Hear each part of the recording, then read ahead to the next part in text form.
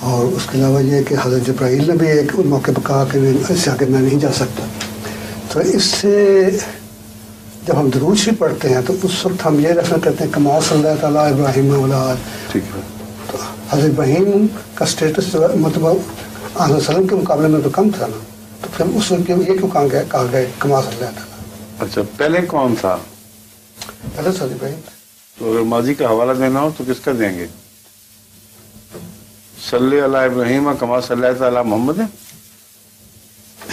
اس کی سوا ترتیب بن ہی نہیں سکتی.